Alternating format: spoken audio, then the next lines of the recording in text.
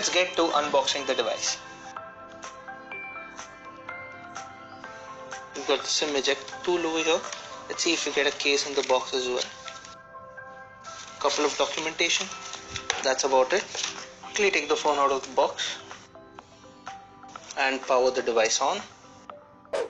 Let's check what else is there in the box. You have a charger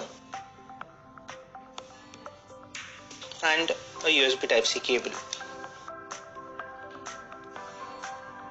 So this is the Galaxy M21. It's got a big 6.4-inch AMOLED display which has full HD plus resolution. The phone packs in a 6000 mAh battery and it is a little thick, but it isn't very bulky. In the back, it has a triple camera setup.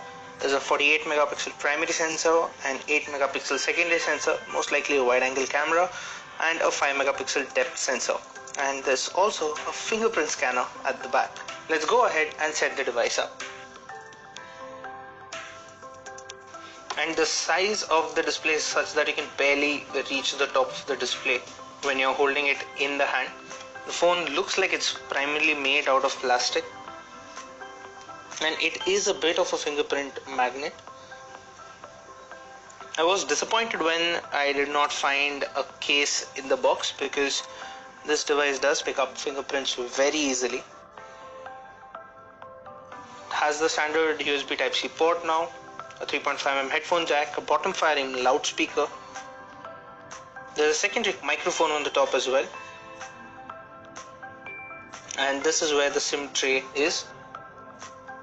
Let's quickly pop that SIM tray open and check what kind of a setup it gets.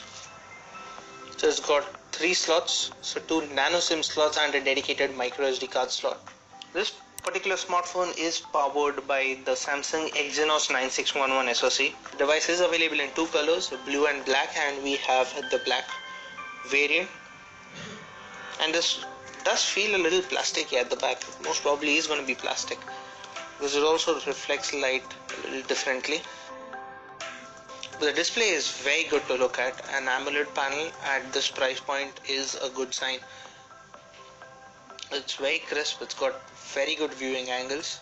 The fingerprint scanner is decently positioned. It's somewhere where your fingers are naturally going to reach easily when you're holding the device in the hand.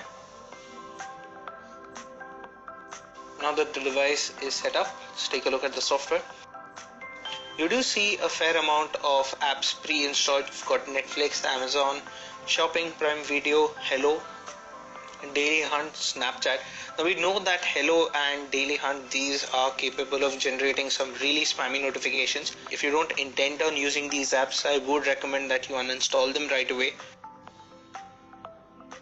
Now this does have an app drawer, which a lot of people will.